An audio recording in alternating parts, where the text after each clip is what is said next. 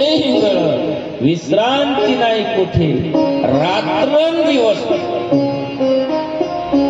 विचारताच रात्रंदिवस तळमळ किती कमा काही करा काही उपयोग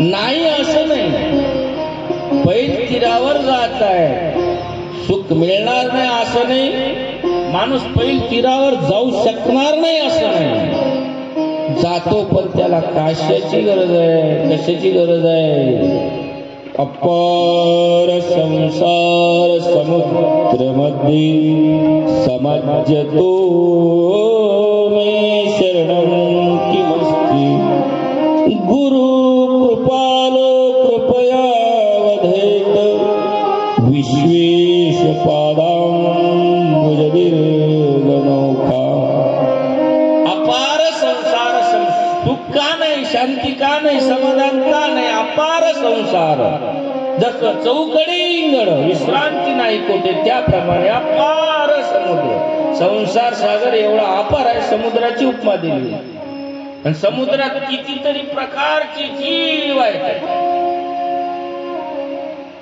अपार आहे त्याला थांग लागत नाही पैल तीरावर अपार संसार समुद्र लागणार नाही असं नाही समज्ज तोमे शरणं किमस्ति शरण जावं लागतं गुरुला पैल तीरावरती जाण्याकरता शरणं किमस्ति तर गुरु कृपालो कृपया वधेत तरच गुरु कृपा प्राप्त होईल आणि गुरु कृपा प्राप्त झाल्यानंतर शरणं किमस्ति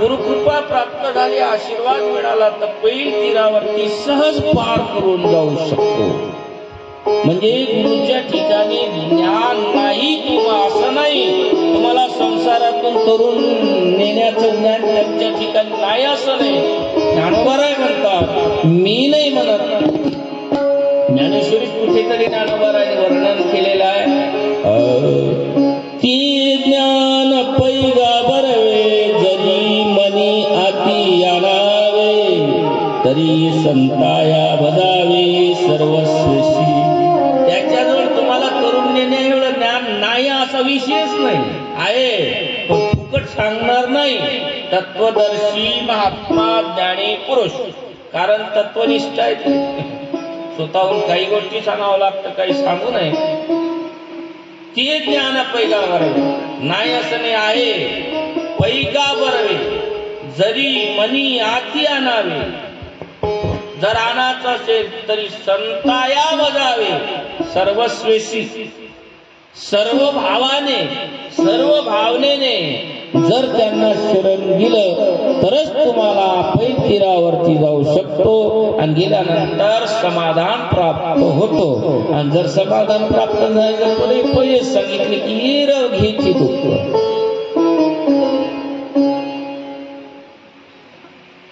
याप्रमाणे शुकाच सूत मुनी सांगतात नारद आणि भक्तीचा संवाद सांगितला सूत आणि शौनकाने याप्रमाणे नारद महर्षी म्हणतात मी या ठिकाणी फिरलो पण मला कुठे समाधान प्राप्त झालं का नाही झालं सत्यम नास्ति तपं शौचं दयादानं न विद्यते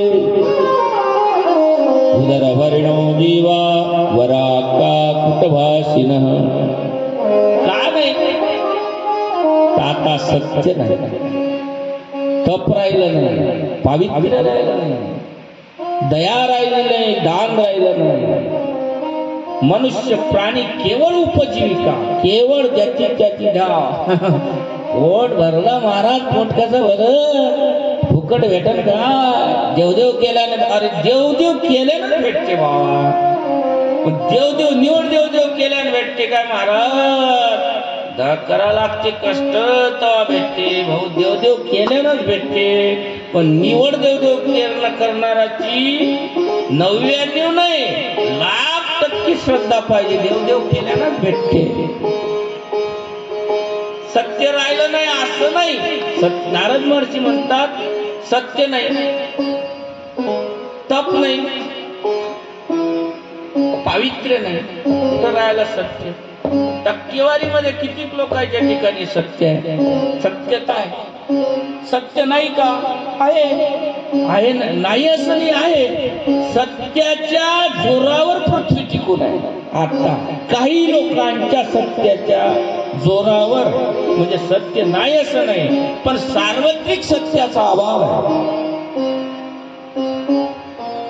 तप नाही, तप नाही का? आहे, पण काही लोकांच्या ठिकाणी तपश्चर्या आहे. पावित्र्य नाही का? आहे, पण काही लोकांच्या ठिकाणीच पावित्र्य पाहायला मिळतं. आणि भागवताचा पहिला विषय आहे पावित्र्यता.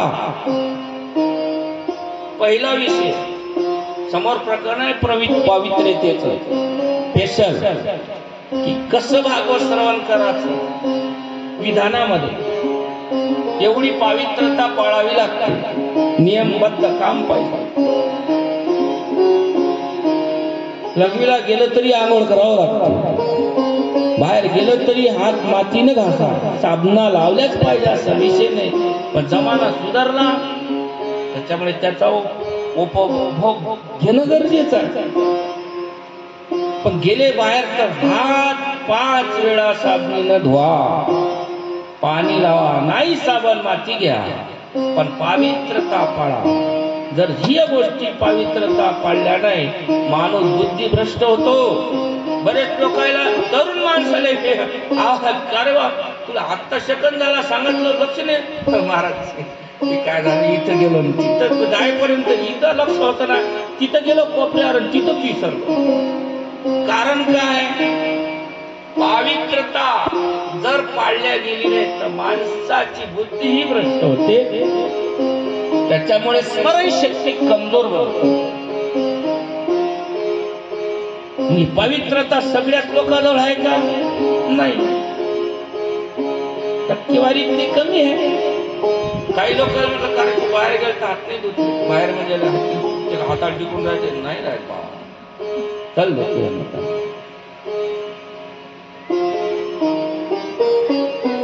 लक्ष्मी तुमच्या पायाजवळ झाडपूस करत राहते, अशा अनेक नियमाचं पालन करत राहिलो तर करावं लागते.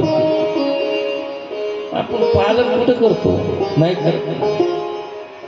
पावित्रता नाही, दया नाही. आहे का कोणाला कोणाबद्दल दया?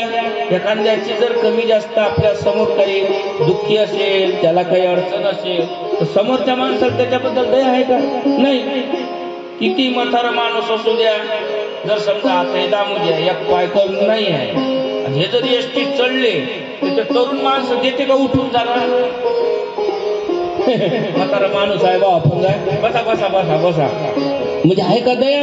नाही. येऊ द्या बरं, एकच त्याच्यात वयाची पोरगी तरुण एका पायावर पाय ठेवतो, हे मॅडम बसा बसा, एवढा नालायकपणा आहे, म्हणजे दया आहे का? मीही प्रॅक्टिकल मधून लोकांचा अनुभव सांगतो बरं, हे पुस्तकात नाही, पण आहे. म्हणजे दया आहे का? नाही दया. म्हणजे दया नाही काय? आहे. परंतु दया नाही का? दया आहे. दया आहे का? नाही. म्हणजे काही टक्के लोकांजवळ दया आहे, काही टक्के लोकांजवळ दया नाही. एखादा जाऊ द्या रस्त्यानं, मे महिन्याचा असो, मे महिना असू द्या, त्याच्याजवळ पाणी गिलास बरं आहे, दुसऱ्याला ताण लागू द्या, पाणी देतो का? याच्याकडे त्याला गरज आहे पाण्याची, आत्ताच्या घडीला चम्मचभर पाण्याची गरज आहे, याच्याजवळ ग्लासभर शिल्लक आहे, देतो का? काय पाहतो? आपल्याला पुरलं पाहिजे समोर. म्हणजे आहे का दया? नाही. एखादा जवळ नसून त्याला पाजण्याचे प्रयत्न करतो, म्हणजे दया नाही का? आहे. एकीकडे दया आहे, एकीकडे दया नाही. आणि जिथे आहे तिथे कशाचीच कमतरता नाही. मी जवळच सांगत नाही, म्हणून दया नाही, दान राहिलं नाही. काय करा, किती द्या, किती द्या, किती दिलं, पण दिलं तर कोणाचं दिलं? दिलं तर कोणाचं? देता देवविता, नेता नेमविता, हे याची सत्ता काय? याप्रमाणे दान राहिलं नाही, उपजीविकेत जो तो पोट भरण्या, कोणत्याही विषयात, कोणत्याही क्षेत्रात द्या. महाराज पोटाचा प्रश्न आहे, एवढं पाहिजे वा त्याशिवाय नाही जाणार.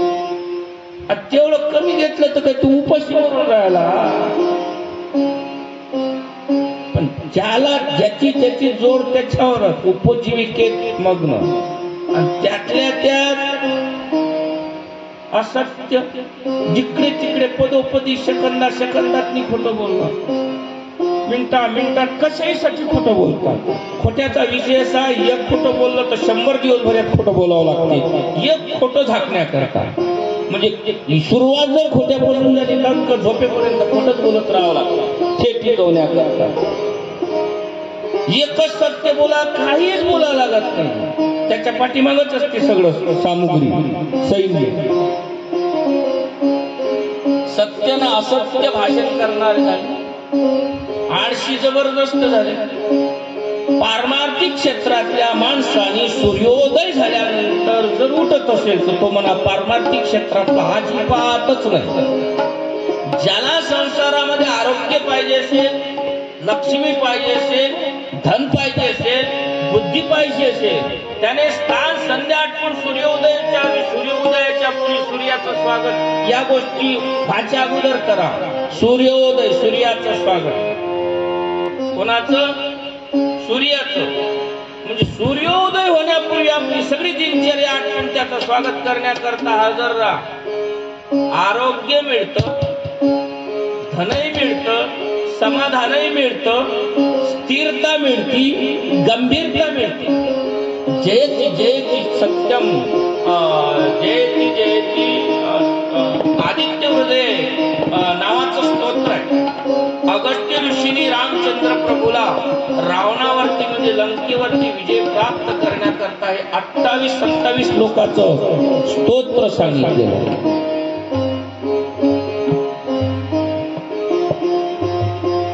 साक्षात दिसणारा देव आहे सूर्यनारायण. या एक काळात 2 देव आहेत, चंद्र आणि सूर्य. किती नास्तिक असेल त्याला दिसत, म्हणजे प्रत्यक्ष दिसणारा देव आहे सूर्यनारायण. याच्याकरता गरज कशाची आता सांगितलं याची. कोण उठते सूर्योदय होण्यापूर्वी, आणि जो सूर्योदय होण्यापूर्वी उठून तयारीत राहतो त्याच्या चेहऱ्याकडे पहा. केव्हाय पहा 12 महिन्यातून केव्हाय पहा तंदुरुस्तच असतो. बाकी राहिले मग कर्माचे भोग, ते तर भोगणं आहेच. कारण पूर्वी जन्माचे या जन्मातले ते भोगणं भोगावेच लागणार, चुकणार नाही. कारण देव कर्मपरायण, म्हणून देवाचा कर्मावर जास्त जोर आहे भगवान श्रीकृष्णाचा. याप्रमाणे सूर्योदय होण्यापूर्वी सूर्याच्या स्वागताला हजर राहा. कसे पण सहसा बरेच ठिकाणी पहा पोरं म्हणा, माणसं म्हणा, इकडे 2-2 वाजेपर्यंत तपश्चर्या करता मोबाईलची, आणि सकाळी 8 वाजता उठतात. सकाळी 4 पासून 3:30 पासून ज्या पाहिजे ते वायू, जे पाहिजे ते घटक, आणि ज्या पाहिजे त्या सिद्धी प्राप्त करून देणाऱ्या देवता ही या कालावधीमध्येच असतात. आणि त्याच कालावधीमध्ये आपण झोपतो. म्हणजे माणसं आळशी झालेली आहे. असं इथे आळशी, मंदबुद्धी, उदर भरिनो जीवावर आतात भाषी ना. मग ह्या गोष्टी असल्यामुळे मंदबुद्धी, तलक बुद्धी नाही, आणि त्याच्या पुढे मग भाग्यही नाही. काय करावा मग ज्याला त्या झोप पंचांगवाले आपला हात बाबर काय हातात, तुझ्या हातात सगळंच आहे, तुझ्या हातानं कमजोर आहे. तू हातात काय नाही, सगळंच आहे. बायको आहे, लेकर आहे, पोर आहे, पैसा आहे, धन आहे, दौलत आहे, सगळंच आहे. पण आळशी आहे ना. काही गावातली जर समजा उदाहरण सांगू राहिलो, 100ची लोकसंख्या असेल तर तिथं 10% बायाच्या भरोशावर जगणारे नवरे आहेत. तुमच्या गावात नसन, भाग्याचं लक्षण आहे. बऱ्याच ठिकाणी दिवसभर वटा राखण, घर राखण, बाई कामाला जाईल, शेतावर कामाला जाईल, कष्ट करण, घरच्या वावरात काम करण, याला आयता बोक्यासारखा पोसवतो.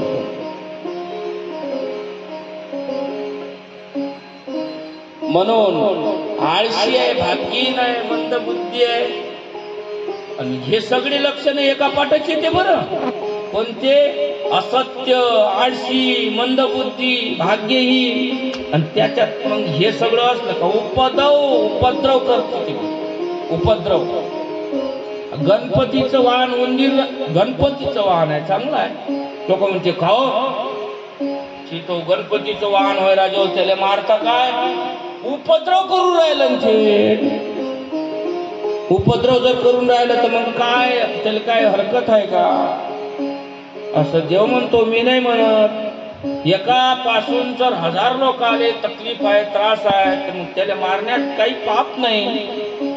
म्हणजे मारा असं मी अजिबात म्हणत नाही, आणि मारू नका तर बिलकुलच म्हणत नाही.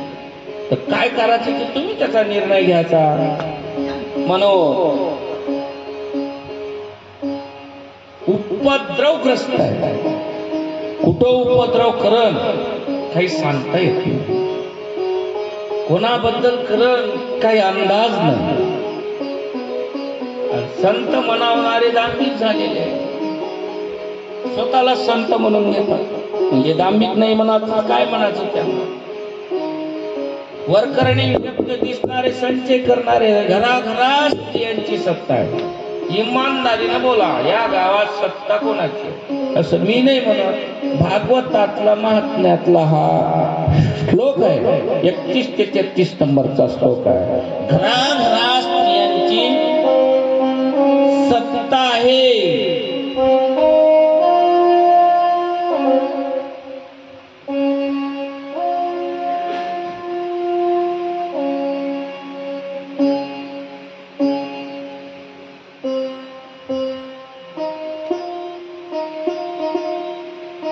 तरुणा प्रभुता घे, श्ल्यालको बुद्धिदायक, कन्या विक्रणीनो लोभा दंभ पत्नींचे कल्पनम.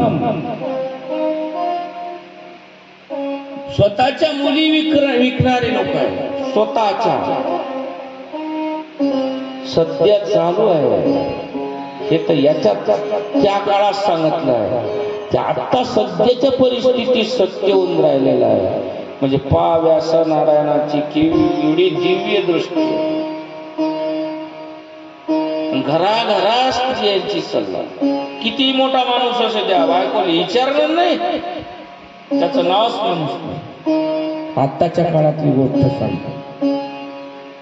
अख्खं गाव हिंडले, तो घरी गेल्यावर घरातल्या माणसाला इच्छे नाही तसे म्हणून लय बरं.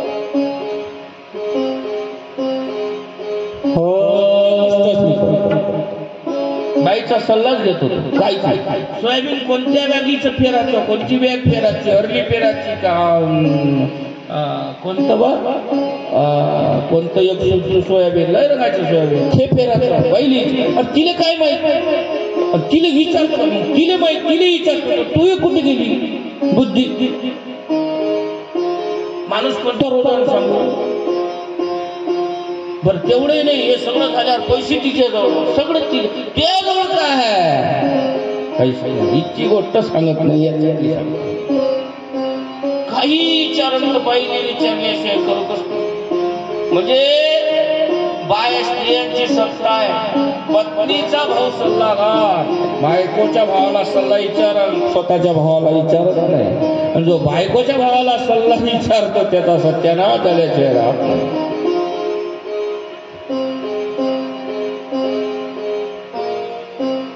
अनेक ठिकाणी कोणाचा सत्यानाश झाला. महाभारतात कौरवाचा. कोणाचा सल्ला चालला तिथं शकुनीचा. राहिलं का काही? अजिबात.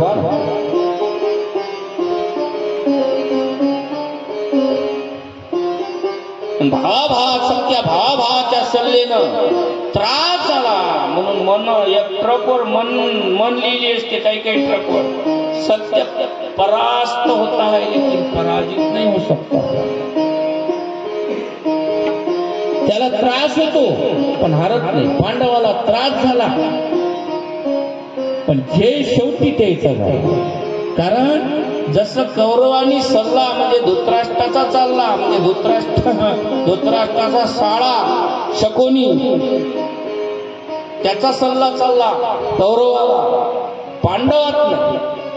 पांडवा धर्मराजाला विचारायचे, अर्जुनाला भीमाला एकमेकाला एकमेक भाऊ विचारायचे. त्रास झाला परंतु विजयच झाला. याप्रमाणे लोक खंडोबाने कन्या विक्रय करू लागले आहे. नवरा बायको मध्ये कला आहे असं मी नाही म्हणून भागवतात आहे. याप्रमाणे नारद महर्षी भ्रमण करत असताना तिथे एक तरुण स्त्री पडलेली दिसली. नारदाने विचारलं, परिचय विचारला. कोणी भेटल्यानंतर त्याला पहिले नाव विचारतं ना, नाव विचारल्यावर गाव विचारतं, कोणाचे कोण कोणाचे कोण, तुमच्या सोबत आहे हे कोण असं विचारतोच ना माणूस. तसं नारदाने विचारलं. त्यावेळेला त्या तरुणीने म्हणजे भक्तीने सांगितलं, भूभूषणतिष्ठं मच्चिंतामपि नाशय दर्शनं तव लोकस्य सर्वतागहरं परं. हे साधू पुरुषा, कृपया क्षणभर माझी चिंता निवारण करा. आपल्या केवळ दर्शनाने या संसारातील सर्व पाप समूळ नाहीशी होतात. केवळ दर्शनाने स्पर्श, सेवा, संगती या गोष्टी जर घडल्या त्याला काय पाहावं लागते?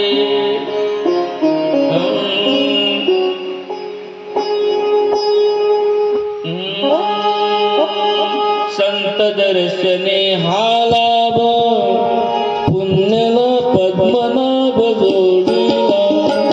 संत दर्शने हा लाभ, पद्मनाभ जोडीला. संत दर्शने हा लाभ, पद्मनाभ जोडीला. संत दर्शने हा लाभ, पद्मनाभ जोडीला. आपल्या वाणी बहुतेक माझं दुःख दूर होऊ शकेल. मनुष्याचं ज्यावेळी मोठं भाग्य उदयाला येतं त्यावेळीच आपलं दर्शन होतं भाग्याचं उदय. ते हे थोडी संत पाय. त्यावेळेला नारद महर्षी म्हणतात, काशीतुम कामोचे माव नार्यका पद्मलोचना वद देवी सविस्तारं स्वस्य दुःखस्य कारणं.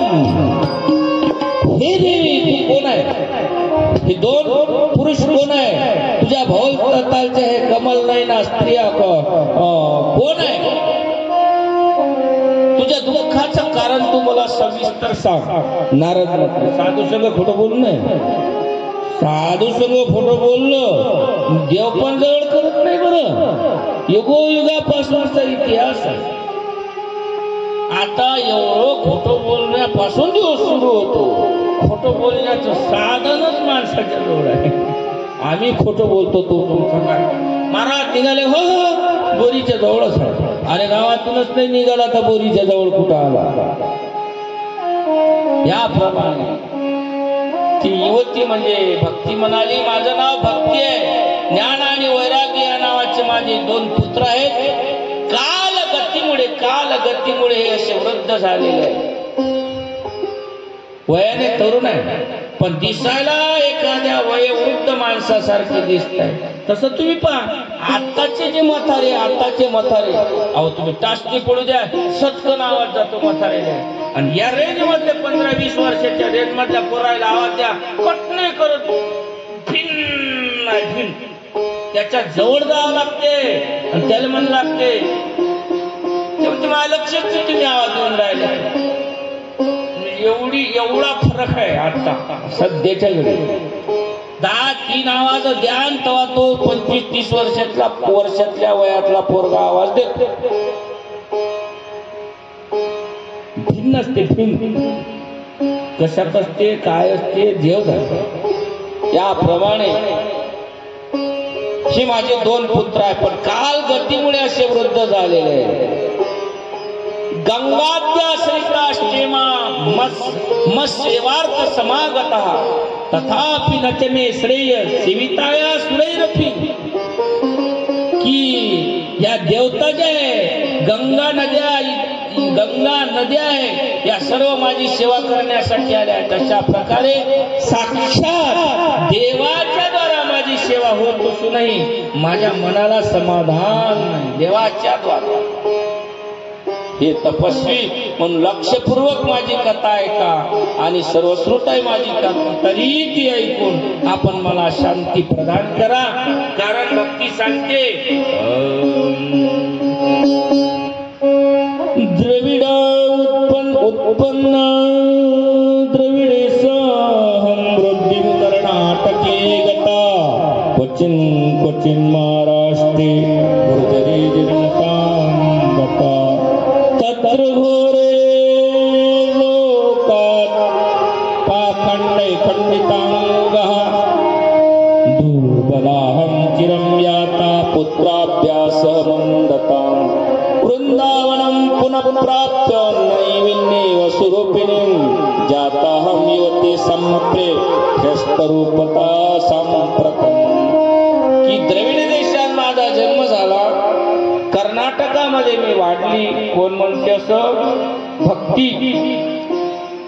द्रविड देशात माझा जन्म झाला, कर्नाटकात वाढली, महाराष्ट्रात काही ठिकाणी, सगळ्याच ठिकाणी काही ठिकाणी फक्त मला सन्मान, काही ठिकाणी. आणि महाराष्ट्रात अजून विदर्भ वेगळा, मराठा वेगळा, हे वेगळं. म्हणून म्हटलं काही ठिकाणी मला सन्मान प्राप्त. धार्मिक लोकांना काही ठिकाणीच प्राधान्य देतात, फक्त कुठेही विचारतात. आले कुणीकडून गेले कुणीकडे. जमाना कसा आहे सध्याचा? समजा कीर्तनकार जर 4 व्हीलरवर आला, त्याचा मुक्काम बंगल्यात असला, समजून जा हा 4 व्हीलर वाला महाराज आहे. बंगल्यात मुक्काम कीर्तनाच्या. महाराज जर मोटरसायकल न आला, एखाद्या शाळेची रूम म्हणा, ग्रामपंचायतची रूम म्हणा, जे ठेवली असते भोजनावाले त्याच्यात मुक्काम. पण जर एसटी न आला तर बजरंगबलीच्या पारावर मुक्काम. असा सध्याचा जमाना आहे.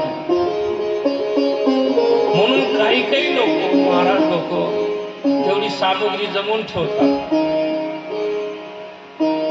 काळाची गरज आहे, जमावी लागते, हाल होते म्हणून तसं करतात ते.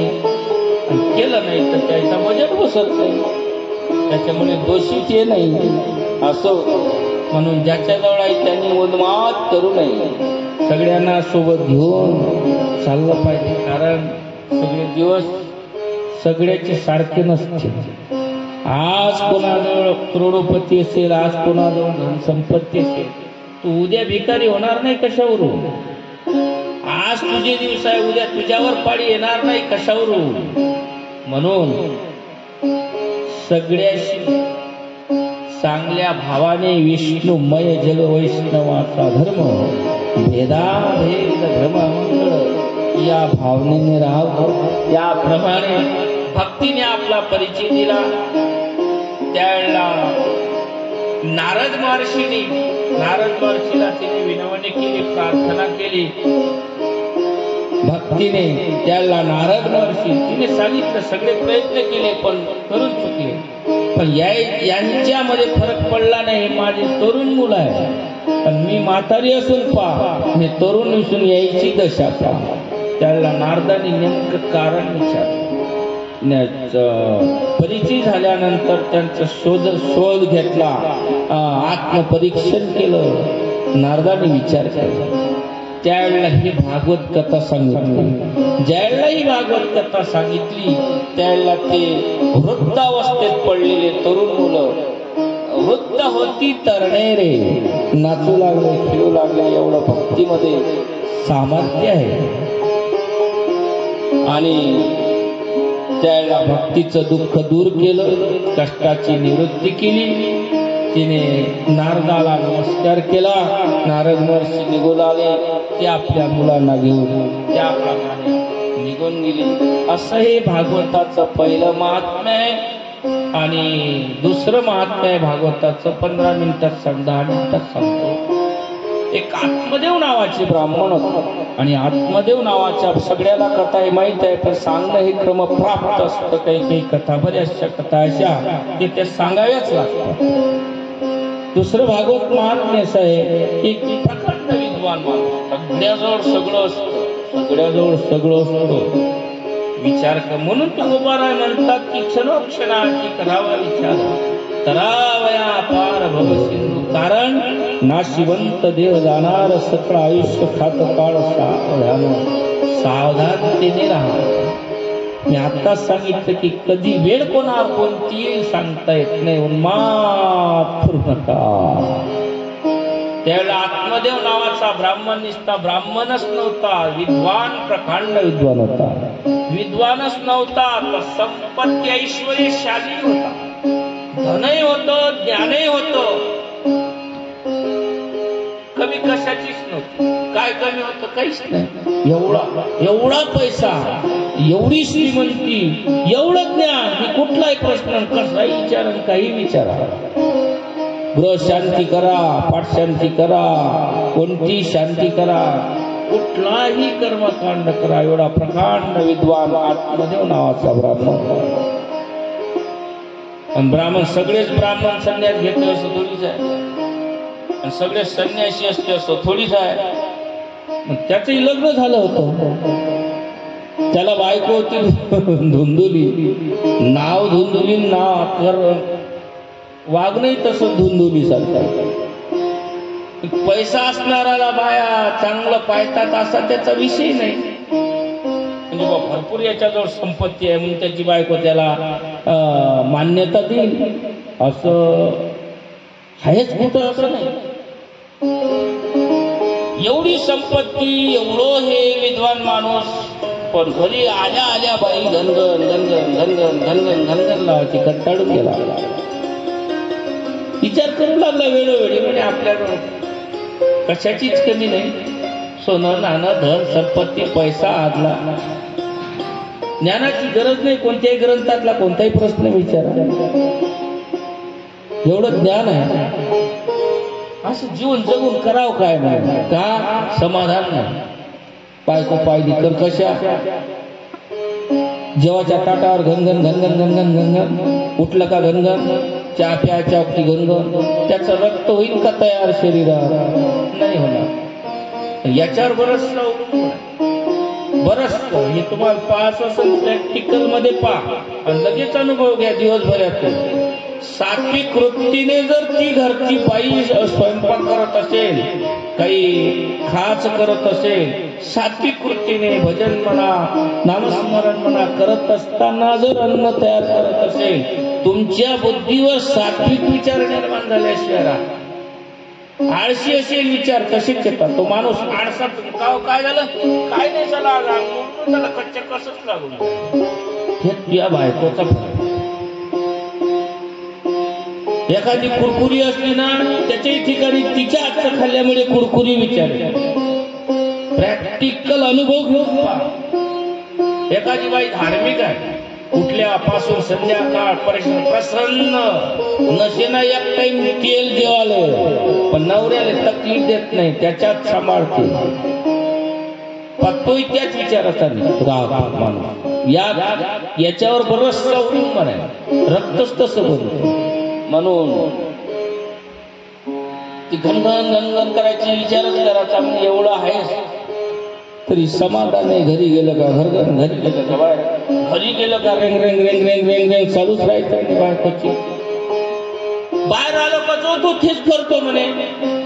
लोक काय म्हणतात, ज्याला संतती नाही त्याला आले वाजोटा.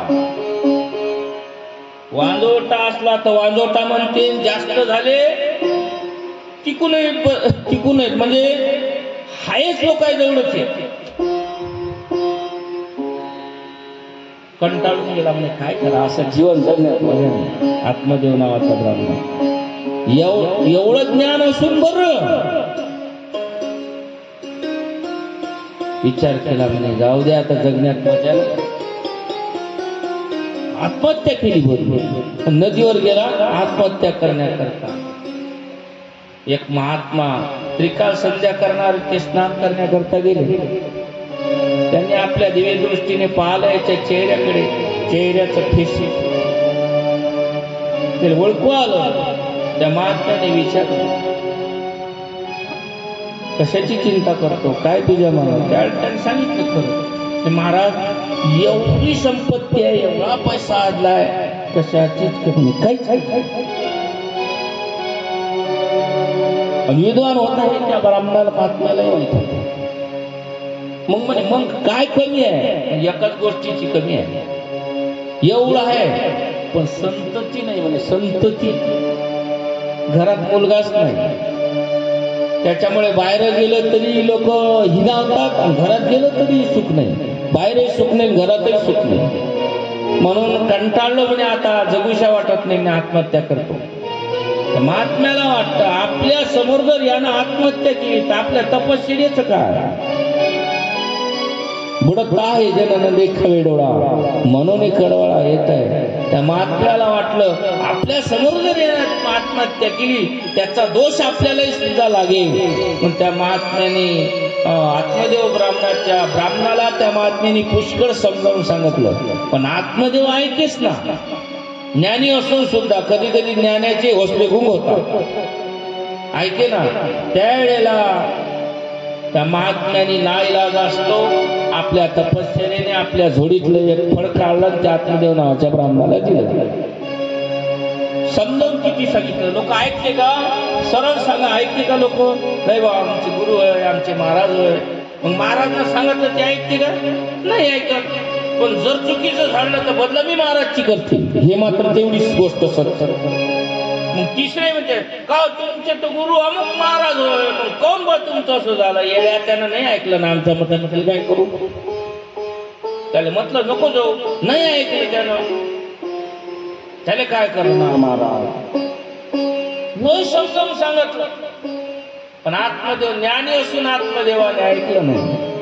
परिस्थितीच तशी बरीच समोर.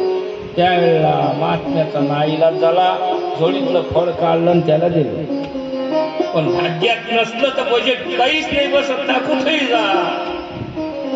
फळ दिलं यानं आणलं म्हणजे फळात दोष होता का फळ देणाऱ्या महात्म्यात साधू दोष होता का? नाही, त्याचं कर्मच त्या तऱ्हेचं होतं, प्रारब्धच तसं होतं. त्याच्यामुळे त्या महात्म्याने फळ दिलं, यानं घरी आणलं, बायकोला दिलं म्हणे हे घे फळ. एका महात्म्याने दिलं आणि ते फळ खाल्ल्यावर तुला मुलगा होईल, गर्भधारणा राहील. प्रारब्धात नसलं तर कसं होतं? फळ दिलं, त्या बाईने विचार केला, नेमकी तिची बहीण त्यावेळेला तिथं हजर होती फळ द्यायला. त्यावेळेला फळ दिलं आणि ती त्याच गावात होती. मग एका गावात दोन बहिणी. बरेच लोक काय करते आता भेटत नाही म्हणून सख्या दोन बहिणी आणि हे दोन सख्खे भाऊ साडू होते. त्या सख्खे भाऊ साडू होते, त्या सख्या बहिणी काय म्हणते त्याला? जावा जावा. ज्या घरच्या दोन बहिणी एका घरात असल्या माणसाचा 12च वाजला समजून घ्या. या गावात नसन ना काय, या गावातल्या असं नाही तर तशा नसन. हाय ठिकाणी पहा माणसं मेलेच, सख्या बहिणी एका घरात गेल्या असल्या. त्यानं काय केलं? फळ दिल्यावर तिची बहीण होती. ते म्हणे बाई ते फळ दिलं, गर्भधारणा राहील. किती दुःख ते पोटात 9 महिने 9 दिवस ठेवा, किती यातना. चटोरी होती ती, खासाठी चटोरी. बऱ्याच बाहेर सवय असते नवऱ्याच्या देखता एक करण, नवरा बाहेर गेल्यावर रंगाचं करून खाय आणि नवऱ्या देखता तिकट घेऊन पुढे हजर. तुम्हाला नाही तिकट लागलं चटोरी, तो त्याच्या देखता तिकट नाही खाल्ला, आता चवना करून राहिली. त्याच्या देखता नगद माल खाल्ला तो माग, आता खाऊन राहिली.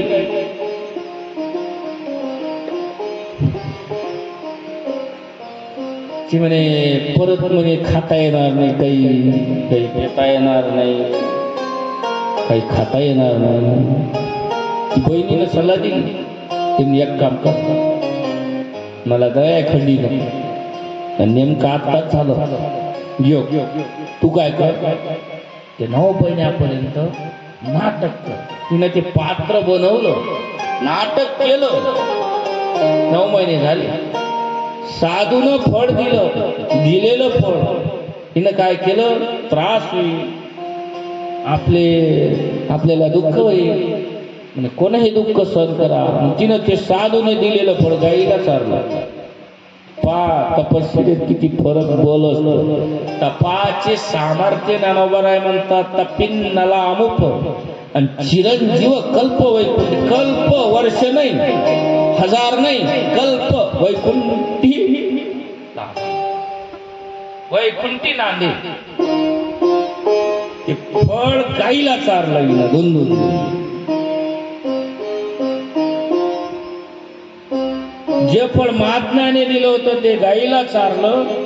आणि हिच्या बहिणीचं पोरग, हिनं टायमावर बरोबर ज्या वेळेला गाईला मुलगा झाला त्याच पिरियड मध्ये घरी आणून दिलं. हिनं ते नाटक केलं.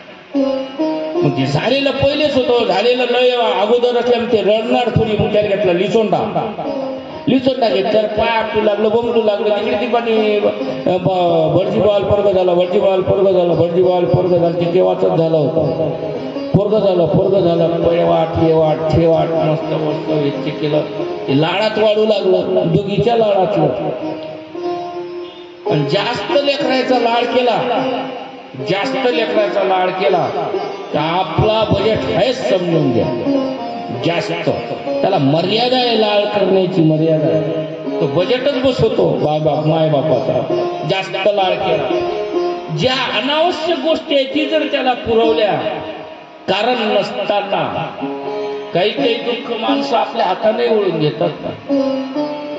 बजेट बसतो त्यावेळेला. इकडे गाईला जे फळ चाललं त्याच्यापासून गाईला मुलगा झाला. फळ गाईला चाललं. मग गाईला काय व्हायला पाहिजे होतं, वासरू व्हायला पाहिजे होतं ना. असं कसं होईल, वाया कसं जाईल. फळ साधून दिलेले होतं. गाईनं खाल्लं तर गाईला गर्भ धरणार आली, गाईपासून मुलगा झाला. पण गाईच्या उदरातून बाहेर पडला, त्याच्यामुळे त्याला गाईचे कान होते. म्हणून त्याचं नाव गोकर्ण ठेवण्यात आलं. आणि साधूने दिलेलं फळ असल्यामुळे काही दिवस समजायला लागलं त्याला. समजायला लागल्याबरोबर ते काशीमध्ये गेलं, साधूच होऊन झाला. हे लाडात वाढवलंय दुंदुकाने, मेला जिवंतपणी मायबापाला मारलं. स्वतः अनेक स्त्रियांच्या याच्यात अटकला. त्या स्त्रियांच्या लोभात अटकून त्या स्त्रियांनी याच्याजवळ होता तोपर्यंत धन याचा ताल पाहिला, याची व्यवस्था केली. एक दिवस यालाही मारून गाडून दिलं. झालं ना भूत. जिवंतपणी घराला त्रास दिला, गावातल्या लोकांना त्रास दिला. मेल्यावर शेजाऱ्या पाजाऱ्याला, गावातल्या लोकांना पिशाचे होऊन भूत होऊन त्रास दिला. म्हणजे काही लोक जिवंत असतानाही त्रास देतात, काही लोक मेल्यावरही त्रास देतात. जर समजा फुकल्यानंतर पाण्यात नेऊन टाकली राख, त्याच्यात खड्डे असते ना, ते रेतीवर जर रस्त्यावर वाहत आले नाही, एखाद्याची गाडी पंक्चर करून टाकतात. हाडू फुंत पंक्चर करते. म्हणजे जिवंतपणी त्रास आणि मेल्यावरही दुसऱ्याला त्रास देणारा समाज आहे. त्याला आत्मदेव नावाचा ब्राह्मण मरण पावला. धुंदुकारीने जिवंतपणी मारले आई वडील. मग त्या गावातले लोक तीर्थक्षेत्र करत गेले, फिरत तीर्थयात्रा करत काशीला पोहोचले. पण गोकर्णाने त्या लोकांना ओळखलं, म्हणजे आपल्या गावचे लोक आहेत. या लोकांनी नाही ओळखलं गोकर्णाला, कारण तो घरून गेला तर लहान होता, साधू झाला. साधूला ओळखणं एवढं सोपं नाही. भाऊ असतो तुमच्यातला, तुमचाच मुलगा तुमच्याच याच्यातला असतो, पण त्याच्या कर्तृत्वाने त्याच्या कर्माने मोठा बनतो, त्याला ओळखणं सोपं. म्हणून धुंदुका गोकर्णाला ओळखलं नाही त्या लोकांनी. बहु अवघड आहे संत बेटी तरी जगजेची करुणा केली. गोकर्णाने ओळखलं, विचारलं त्याला. त्यांनी सांगितलं तुमचा भाऊ माझा भाऊ काय करतो, त्याला सांगितलं असं असं झालं. असं गोकर्णाने धुंदुकारीच्या उद्धाराकरता याला विचार त्याला विचार. मग नारदाच्या सल्लेने प्रेरणेने, सूर्यनारायणाच्या प्रेरणेने श्रीमद भागवत कथा लावली. आणि 7च दिवसात धुंदुकारीचा उद्धार झाला. पिशाची एवढी केलेला धुंदुकारी 7 दिवसात मुक्त कसा झाला. आणि एवढे धुंदुकारी एवढे आपण खराब आहे का? आहे का? धुंदुकारी किती खराब होता दरवर्षी आपण एकत नाही.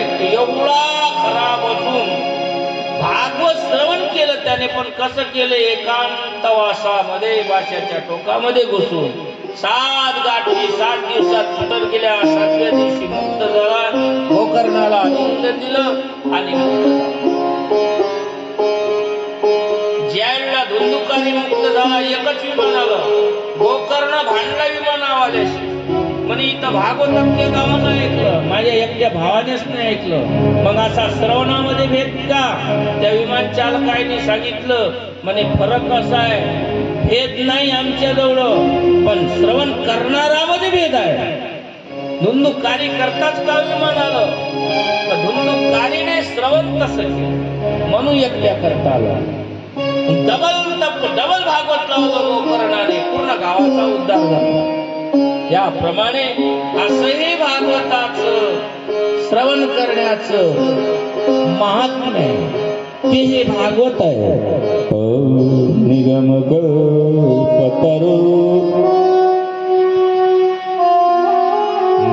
कल्पतरो गलितं फलं सुखमुखा द्रवद्रवसंयुतं पिबत भागवतं रसमालयं मुहुर्मुहुरसिका भूमिभावुकाः. अमृता समान गोड सहे श्रीमद भागवत कथा आहे. त्याप्रमाणे या भागवत महात्म्य पहिला दिवस आहे. तसं काही लोक भागवत महात्म्य 2-2, 3-3 दिवस पुरवतात. अभ्यासाचा फरक आहे. तुमच्यातलाच माणूस आहे, आपला काही तेवढा पाहिजे असा अभ्यास नाही. साधा सिंपल माणूस आहे, तुमच्यातलाच माणूस आहो. त्याच्यामुळे याप्रमाणे भागवत महात्म्य संपलं. श्रीमद भागवत कथेला सुरुवात होणार आहे. श्रीमद भागवताचा प्रथम स्कंद. हरि ओम तस्सत् श्री गणेशाय नमो भगवते वासुदेवाय. श्रीमद भागवत महापुराण प्रथम स्कंद. शौनकादी ऋषींचा सुतांना प्रश्न आहे. याच्या पहिल्या प्रकरणामध्ये व्यासांना संतोष होतो आणि व्यासांचा संतोष नारद महर्षी दूर करतात. ही श्रीमद भागवत कथेला सुरुवात दुपारच्या सत्रात होईल. तुम्ही आतापर्यंत सांगितलं हे काय? भागवत श्रवण महात्म्य. श्रवण केला ज्यांनी ज्यांनी केलं त्यांचं काय झालं असं हे कथा आहे. आजचा पहिला दिवस आहे. आपल्या गावात 50-55 वर्षापासून चालत आलेली कथा आहे. नवरात्र वर्षभराची शक्ती प्राप्त करून देणारा हा 9 दिवसाचा कालावधी आहे. पण ती शक्ती प्राप्त सर्वसामान्य लोकांना करायची असेल तर त्याचं विधी पालन, नियमाचं पालन आहे त्या पद्धतीने केलं वार्षिक ऊर्जा प्राप्त होते. असं हे महान शक्तिशाली नवरात्र उत्सवाचं व्रत आहे. म्हणून आता ही पहिल्या दिवसाचं पहिलं सत्र, पहिली कथा इथेच थोपू. तसा टाइम बरोबर झाला, पण पहिला दिवस असल्यामुळे होत असतो एवढा वेळ. उद्यापासून सकाळचं सत्र बहुतेक 9 का 9:30, 9:30 ते 10:30 किंवा 11, आणि दुपारून 3:30 किंवा 3, 3 ते 5 नाही का? म्हणजे बाया वेळेले कामं करून हरिपाठात नाही झालं पाहिजे. 3 ते 5 भागवत कथा. आणि भागवत कथा झाल्यानंतर घरगुती कामं करून या मस्त 6 ते 7:30 हरिपाठ. जंगी महाराज लोक चांगले पटाचे कार्य करतात. पटाची बैल नाही म्हणत मी, पण जसं लोक म्हणते ना पटाची जुळी आहे पटाची, तसे ते पटाचे भजनी आहे. साखरगावला आपल्या तिथेच असतात. त्याच्यामुळे 3-4 जण नवीन महाराज मंडळी आहे. चांगला नया गावातल्या तरुण मंडळींनी, तरुण पोरांनी चांगला हरिपाठात आनंदा झकास रंगीत करावा, त्याचा उपयोग घेणं हे तुमच्या हातात आहे. बरं, भजनी मंडळीवर दोष देऊन उपयोग नाही, ते कार्यकर्त्यावर अवलंबून आहे. भजनी किती वाजता उठला पाहिजे, भजनाईले बरोबर उठलाच पाहिजे, साले तयार झाला पाहिजे.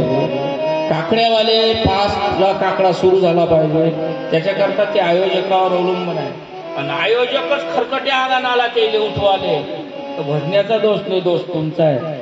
आयोजक उठवाले आला तर त्यानं तो अंगी घेऊनच आला पाहिजे. उठाले चहा घेऊन, महाराज चहा झाला, घ्या काकडा चाका काढायला झाला, तोच खरकट्या आला नाही जमणार का.